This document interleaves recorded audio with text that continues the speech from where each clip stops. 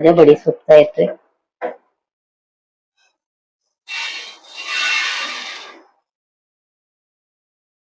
याच पद्धतीने मी परत राहिलेली बडीशोप आहे अशीच ही भाजून घेणार आहे. ते संपूर्ण सोप भाजून झालेली आहे.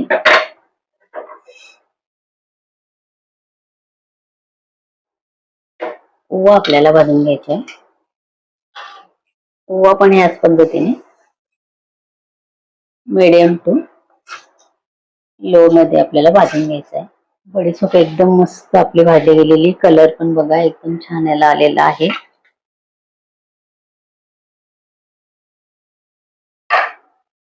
बडीशोप आपली भाजून झालेली आहे एकदम मस्त कुरकुरीत.